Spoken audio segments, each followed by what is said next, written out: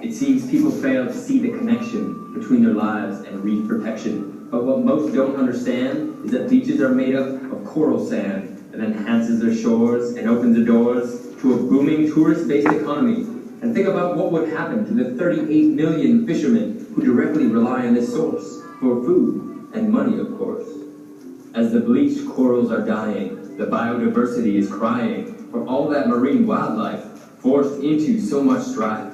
And we are mostly to blame, though where is our shame for the rising temperatures? Like we're just some amateurs who don't know what to do, though have you really thought it through? We are an island in the Caribbean, going through a lot. But do people not care? Have they simply not been taught about these lionfish in the water that came from the Far East? They're the main reason the biodiversity has decreased. The parrotfish get eaten, the angelfish will die. This will cause a problem we cannot deny. You see, in Pacific waters, the lionfish are prey. Bigger fish eat them. Their population kept at bay. But in the Caribbean, the lionfish devour, so we must act to prevent their predatory power. Truth is, the lionfish only poison is in their spines. But its meat is something we must define. While a common misconception is that eating it ain't right. The meat is venom-free, so feel free to take a bite. We are the sea savers. We have established a mission to spread awareness to the people and get them lion fishing. This project was inspired by a trip to a virgin beach where Reef staff gave us an enlightened speech. After getting educated, we planned out a fair to spread the word, make people aware. We planned a competition for local divers to fish, a gastronomic event for people to try the dish. For months, we went to work to make it a success. We made calls to find sponsors. We informed the press. We worked alongside Reef and enthusiastic volunteers. We found a space in La Caleta for the divers to use their spears. Although it wasn't easy, we were working toward a cause to eradicate lionfish, this invasive Caribbean jaws. Though the lionfish fair is over, our work here isn't done. We're still educating people, one by one. Another way we do that is through Sharky and Spike, our new fishy friends that the people really like. They've been the subjects of our classes that have been given to inform, and the CMS community has taken this by storm. To the Global Issues Network, our ideas have been brought. So thank you for your time, and we hope you learned a lot.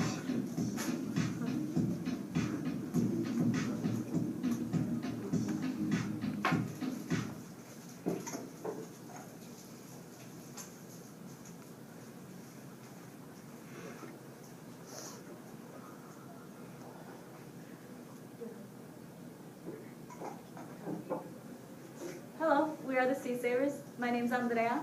I'm Gabby. My name is Marigawi. So, what global issues are we addressing? The global issues we are addressing fall under the category of sharing our planet. These are biodiversity and ecosystem losses and maritime safety and pollution.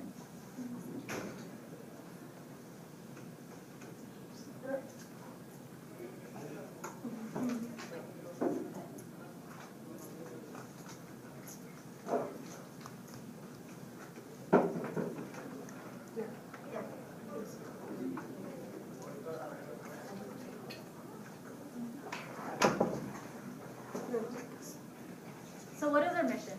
Sea Savers CR is a student organization dedicated to the protection of coral reefs and marine ecosystems of the Dominican Republic through the promotion of the capturing and consumption of the lionfish and the support of coral nurseries around the island.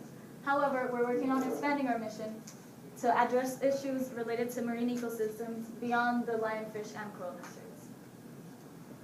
So what are coral reefs? Contrary to popular belief, coral reefs are not plants, they're animals. They're invertebrates, which produce sexually or asexually. Fun fact, once a year, depending on the coral species, the corals will release their sperm and eggs into the water, which will fertilize and form a new baby coral. They also reproduce asexually, which means that if I break off a piece of coral, a new coral will form from that piece. Corals can be either hard or soft. Hard corals are the ones we work with. They're the ones that build reefs. Reef building corals are made of a calcium carbonate structure. Corals cannot produce their own energy, therefore they have a symbiotic relationship with photosynthesizing bacteria that live in them. These bacteria convert energy from the sun into energy that the coral can use. So what's the importance of coral reefs? Coral reefs are extremely vulnerable. They take up less than 1% of the ocean, yet they're home to 25% of all marine life. They provide $375 billion to the world's economy per year.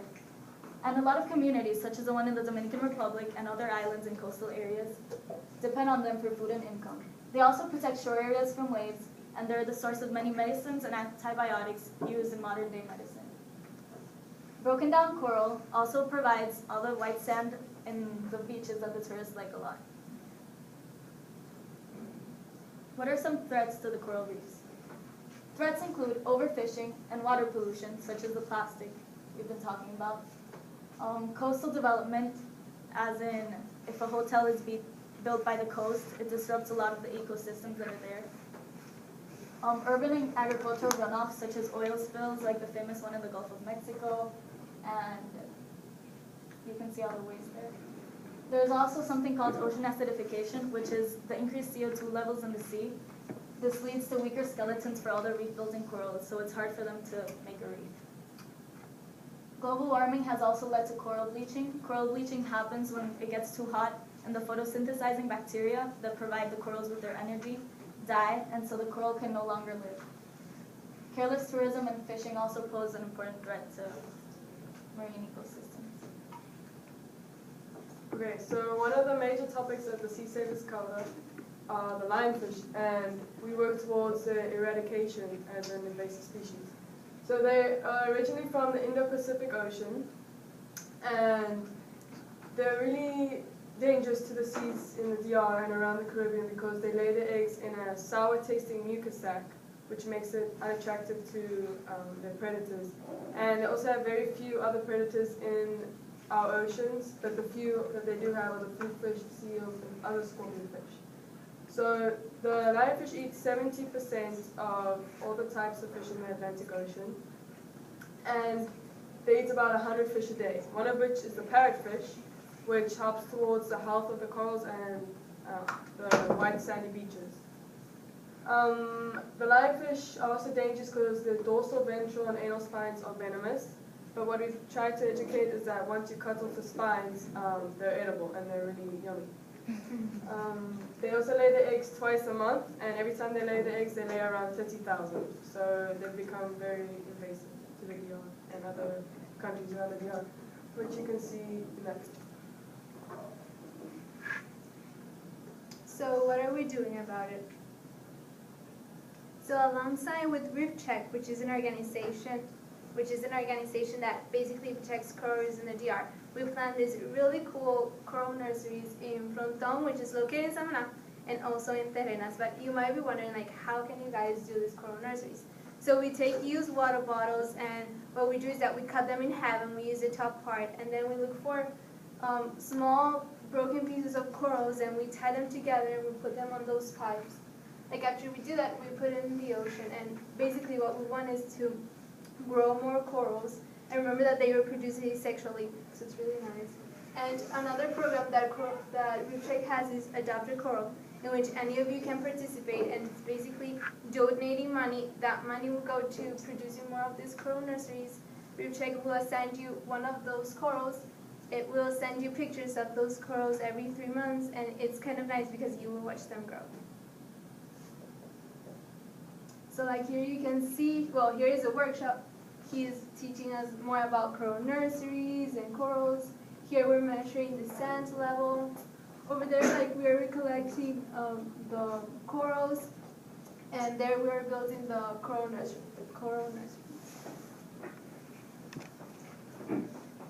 Okay, so another thing that the Sea Savers do is the Lionfish Festival. They're located in La Caleta, which is really close to Santo Domingo. And in these festivals, we have divers that come and they fish out some lionfish, and they get prizes for the biggest lionfish, the most lionfish, the smallest lionfish. And then afterwards, we get local chefs to come, and they cook up the lionfish, and we eat them for lunch. And there's also a bunch of activities for kids there, and we invite the press, so we spread a lot of awareness to other local communities through the press. But we've done this twice, and we stopped doing it last year because we've started a market, which we'll see in the next slide. But we started a market in which now there's no more lionfish in La Caleta, and yeah, so. Here's some pictures of the lionfish festivals that we do. There's a picture of La Caleta. Here we're doing some activities. There's some divers. There's the prizes for the lionfish, and here's the smallest lionfish we caught that year and the biggest lionfish. So like supermarkets like in Nacional or restaurants like Asian Mia, what they have done is that because they know like what lionfish are and the effects that they have done in our waters, they try to introduce them in their menu. Like nowadays you can go to the restaurants or the supermarket and you can find them, which is pretty nice. This is really good because now we have less lionfishes in our ocean, and this affects possibly our coral as well as the species that live there. Luckily, a lot of the students in our school have a lot of connections. So, for example, La Supermercado Nacional is a family-owned business by the school, and Hacia Mia, like my uncle works there. So we've been able to spread this consciousness throughout the network of the Crown Morgan School community.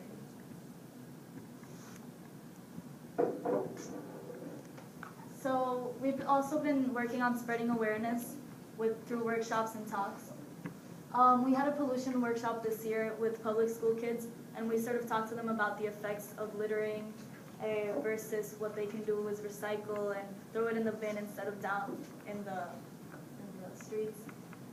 We've also worked alongside 5th graders from Carol Morgan School, and we give them talks and workshops, and every year they have an ecology unit because of us, and they do books and posters, and they learn about ecological issues in the Dominican Republic, such as that of the lionfish. We also have an upcoming trip next week to Children's International in La Caleta. Most of the kids in this community will later on become fishermen, and so we're going to talk to them about sustainable fishing and fishing lionfish versus not fishing parrotfish. Earlier this year, we also visited Fundación Ecológica Punta Cana in our search for other projects and programs to partner up with. We learned about their coral nurseries, which they build in a dome-sized shape. And ours are mobile, so we can move them around in case we hear of a storm that's coming. And theirs are more cemented into the ground, so we learned about different strategies about building coral nurseries. And we also learned about their new project about carey sea turtle monitoring. The carey turtle is a critically endangered sea turtle that comes and nest in the Dominican Republic every year. And so they've been doing some monitoring with the hatchlings and creating a sort of sea turtle sanctuary for them. This inspired us to develop new projects in the future and expand beyond lionfish and coral nurseries. We want to work with different organizations such as Fundación Ecológica de Punta Cana and Fundación Jaragua and the Children's International talks that we want to do. And we want to maybe focus on sea turtles, which we've noticed is a very important issue in the Dominican Republic. Some of the issues concerning sea turtles are pollution. For example, sea turtles eat jellyfish. So if you throw a plastic bag into the ocean, to you it may look like a plastic bag and not a jellyfish, but sea turtles can't tell the difference, so they consume a lot of plastic bags, which leads to their death. Do you have any questions? Did you start the coral nurseries by yourself, or did you build it with someone else, like another organization? As Marigaby said, we work with Reefs DR, so they've been doing nurseries for a while, and we only joined in after the first school trip to Frontón. Which was like 3 years ago. Yeah. For the Yeah, we use water bottles, and we put like whatever type of bottles we use them, and we also try to use The sun, just normal design. How do you control the water bottles so they don't end up polluting you? There's people monitoring them, for example, in the one that we built in Frontón, in Las Galeras. It's monitored by a local diving association, so they go out like every once in a while and they check on it. And like if the storm is coming, they'll move it. So luckily they're mobile. So. And if someone has adopted a coral, they go out there to take pictures of it like once every 3 months. So they're pretty secure about it. Very impressive. Any more questions?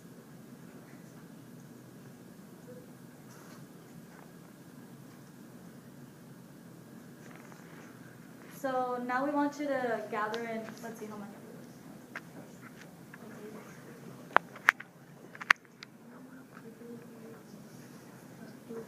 Gather in groups of 4. So, I mean like 4 groups. So divide yourselves. So there's Okay, 4 so groups of you. you 2 tables go together, you guys go together, you a table, and then you 2 go together.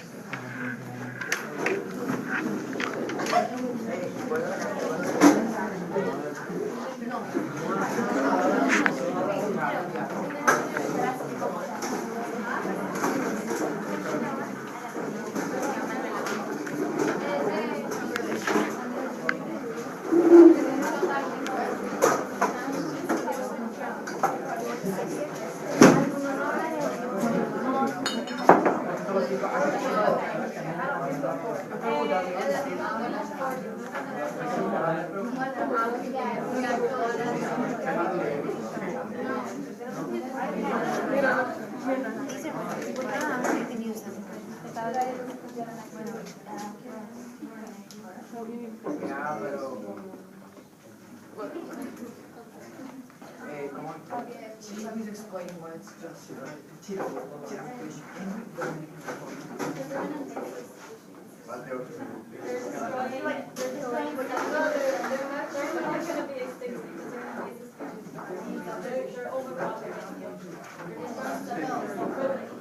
In the Pacific Ocean, they're naturally named critters. Everyone has killing them with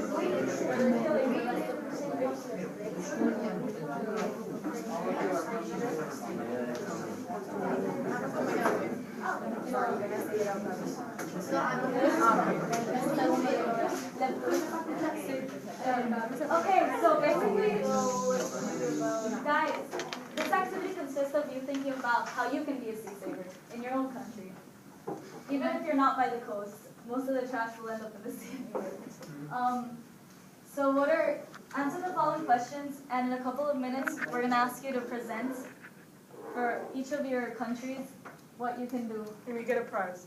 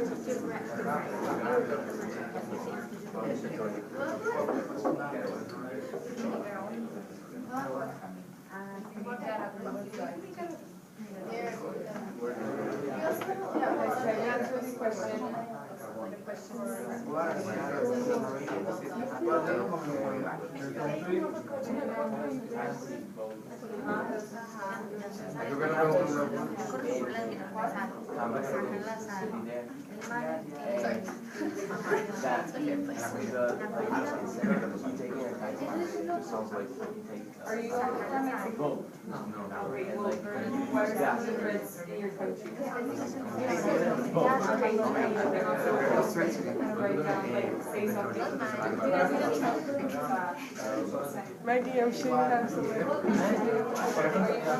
Maggie was originally. Well, what else besides oil skills? So you can sort of divide them into different grades, and then you can answer each one. What about your country? Sea lions. No, my grandma wanted to do birds. I was like, we live on an island. Can we do something with the ocean? What about your country? Please? Don't worry, How can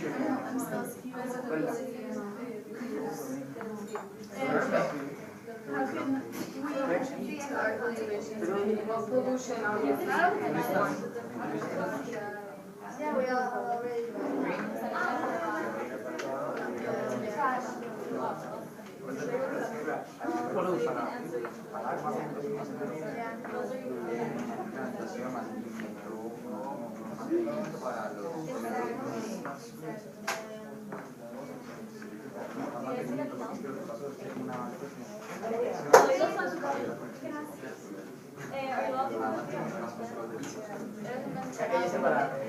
¿Pueden separarlo a México, Nicaragua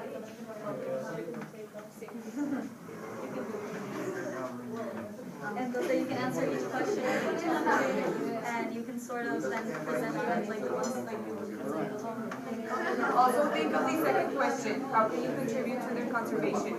You can do it. You should answer as an individual, like what can you do day to life, and then also as a community.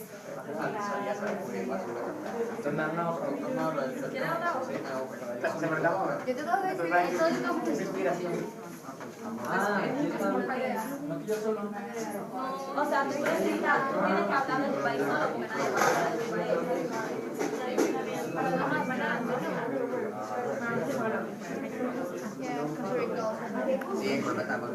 The law in the Republic is suggesting to what you should do. Yeah. If you want to do it, you can, but if you don't, it's okay. Oh, yeah.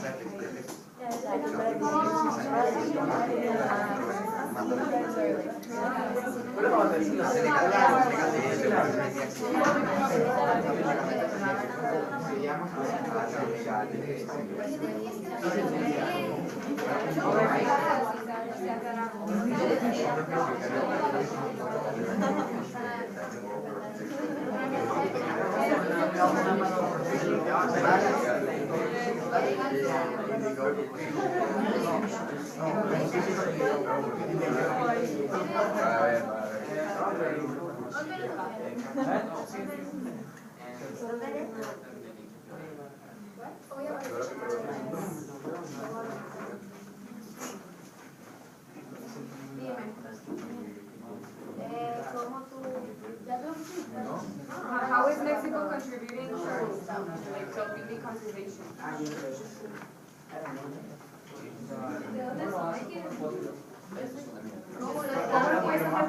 Or as a community, individual or community?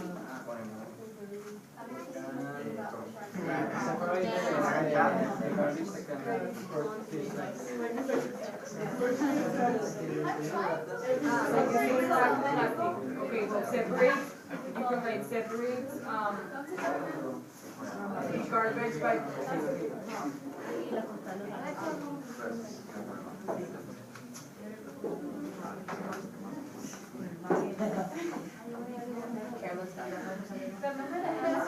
like what you can do as a community and as a so like you individual in your day-to-day life, what can you do to improve these issues? And you think about things either like the government or the country.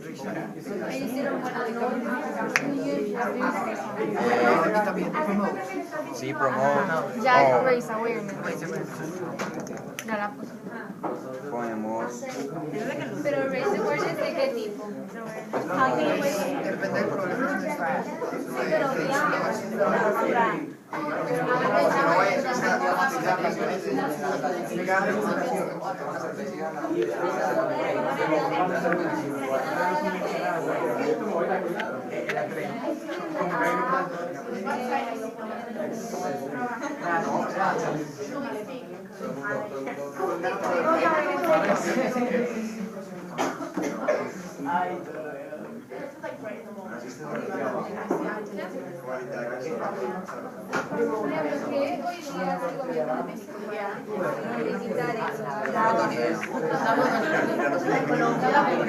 Colombia.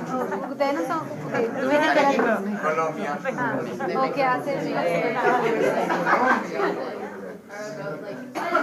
cuando yo presento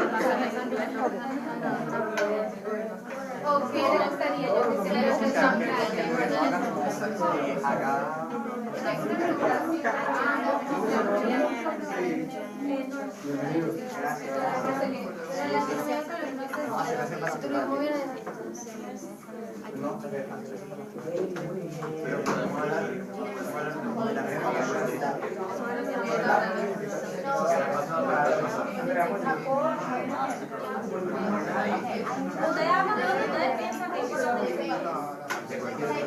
O sea, relacionado a marine.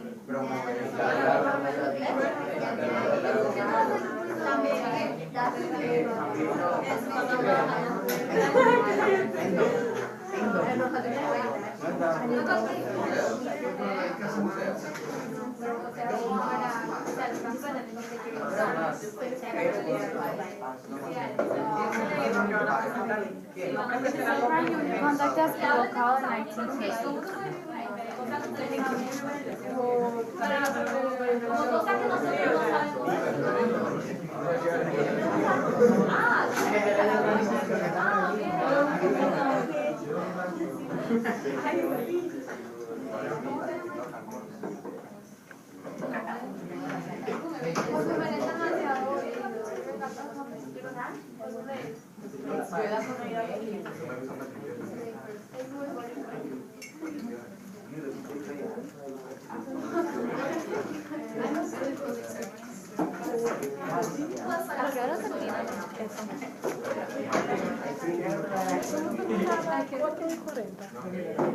Creo que enseñan el video.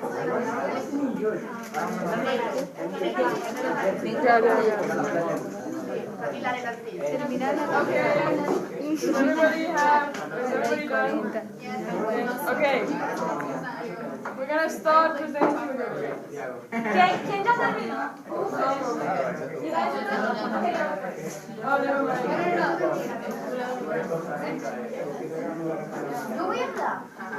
Sí. Andrea. Oh, si quieres, you can do it over there. Okay, don't worry. Stand up.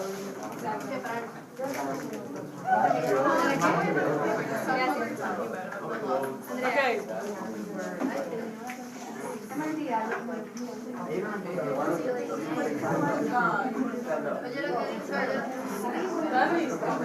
Hey, señores, pay attention.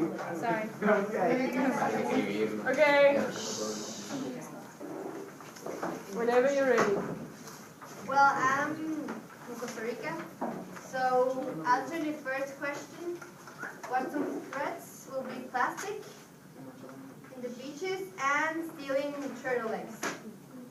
And answering the second question, well, changing the mentality of the people in the coast and all the people actually, and taking care of the beaches and getting rid of the people who are, well, not getting rid, but changing the mentality. I don't know one more.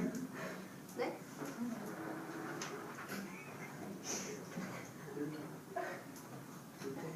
Santiago. Okay. In the Dominican Republic,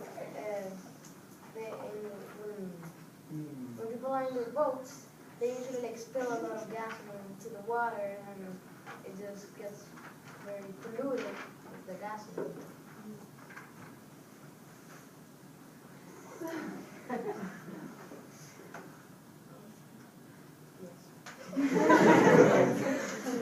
Okay, I'm from Colombia.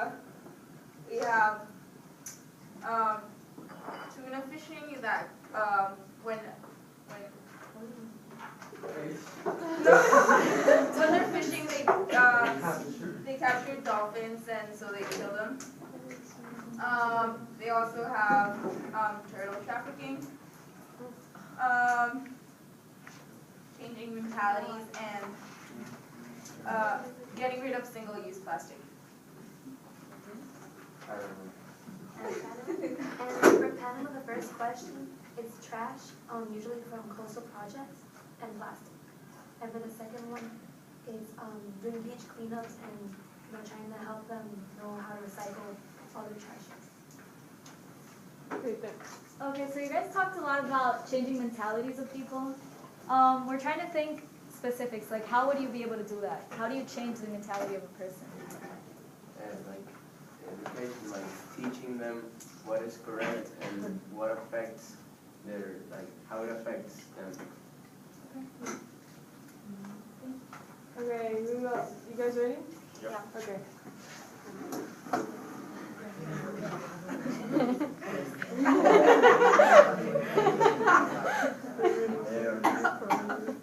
So, like, we're from Colombia and Mexico, like, we are in those groups.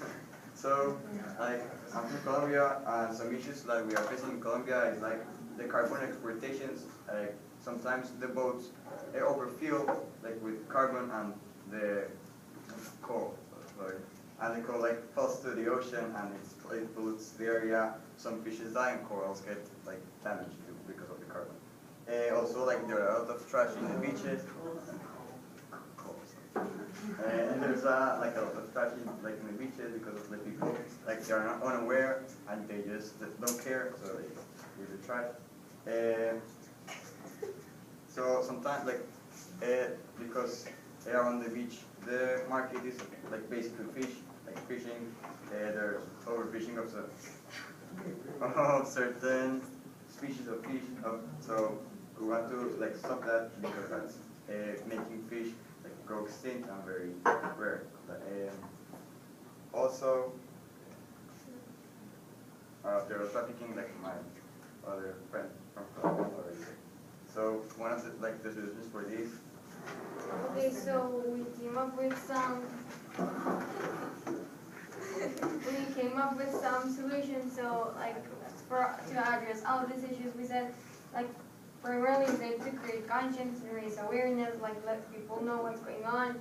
We also came up to address the growing issue of trash, to basically like I don't know, come up with tournaments or contests that encourage people to pick up trash. Is basically this idea of reuse, reduce, recycle. And we also wanted to see, like, for example, environmental control regulation.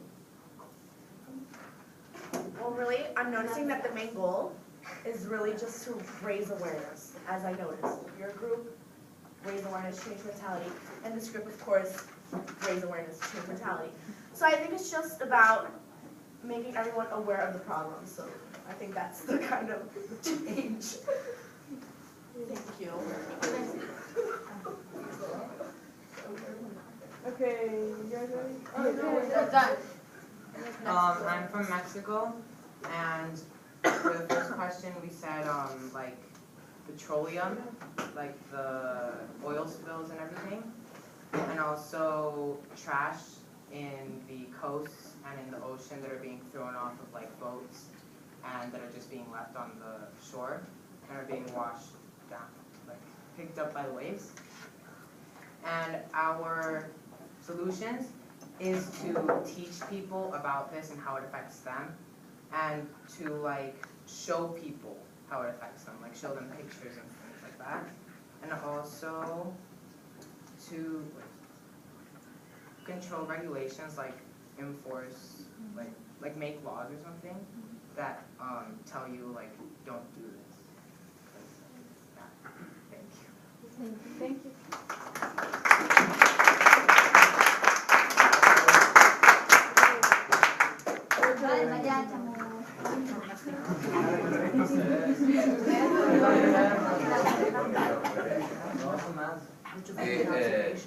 We're from Nicaragua. Us two, we're from Nicaragua, and the risks that we have are storms or pollution and tourism, and mainly overfishing.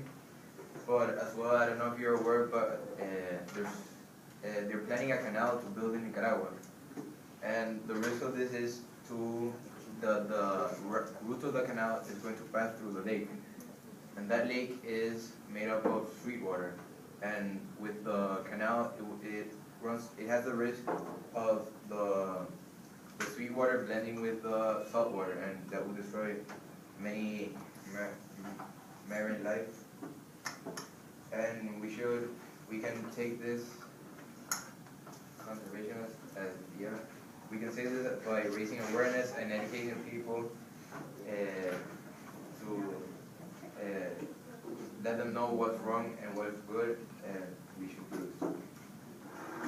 Thank you.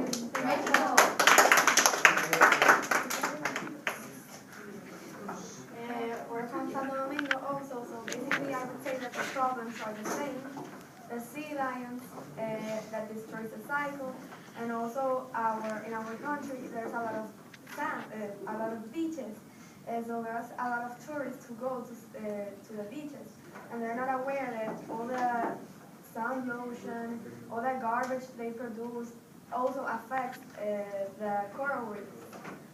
So I would say that we should, a solution for the second question, could be aware the tourists of how they affect our sands, our beaches. and there's also taxi boats that also ruin the corals and build nurseries like you do. Thank you. Gracias. Before we finish, we have one more. I'm from Mexico, but I'm not from like a beach or something. So because of that, it's really hard for me to be able to do something to help the sea. But the problem of our country is majorly oil spills and the pollution of the beaches by tourists. And I think that we shouldn't put up signs like don't litter, because that makes people like want to litter. We should like put up signs that said all these people are doing something, and some statistics or something. What are you doing? That will make people feel like they're not with the crowd, and that will make people like feel like I want to step up and I want to do something. And that is like the solution I have for the problem.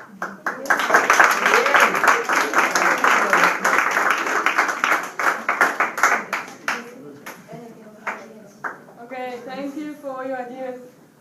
Your prize is another video we're going to show you. It's really funny.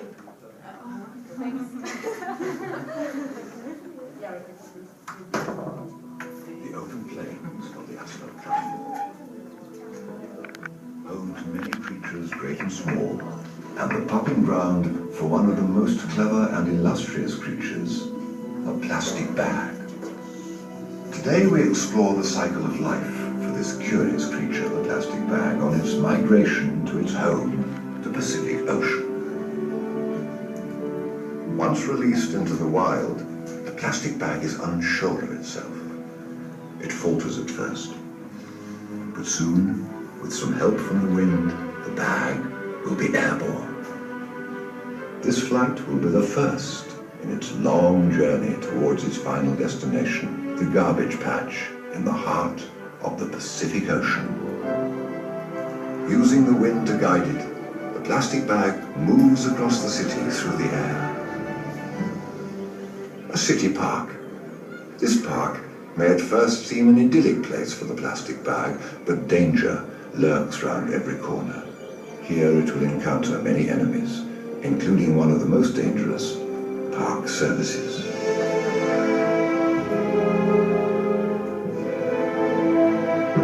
Poor little fella. Looks like his journey ends here. Meanwhile, our little bag has encountered one of nature's most deadly killers, the teacup Yorkie. Once the Yorkie has locked onto its victim, there's very little hope of survival. But using its superior size and deft maneuvering, our bag manages to escape the Yorkie's talons and flee for its life.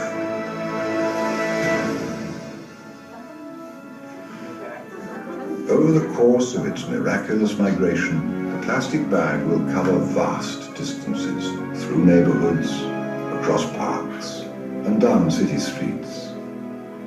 It is now nightfall, and our highly advanced night vision cameras have managed to capture for the first time in history a plastic bag in pitch black. Phenomenal.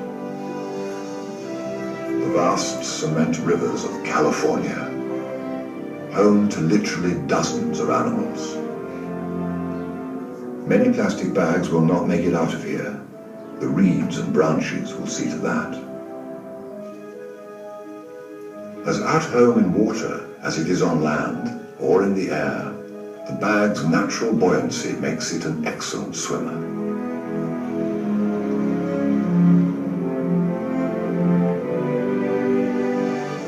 It's close now, and it can feel it.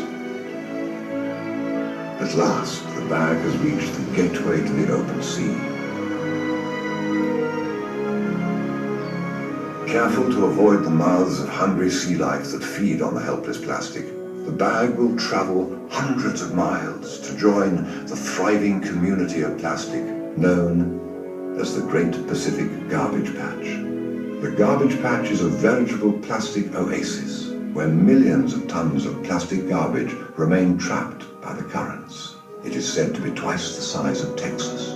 Never actually biodegrading, here the plastic bag can live indefinitely, peacefully coexisting with billions of other petroleum species before breaking into ever tinier plastic pieces, thus completing the plastic cycle of life.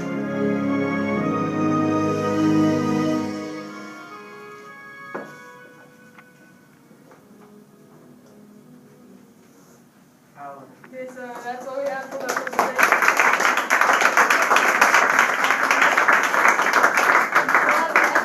Despite all the individualized problems that each of your countries have, I think the biggest global issue that we can address regarding the marine ecosystems of all of our countries is plastic pollution. And no matter where, if you don't live by the coast or anything, all this trash will end up by the sea. As shown, it goes downstream in rivers, through the air. And thanks for coming. Thank you.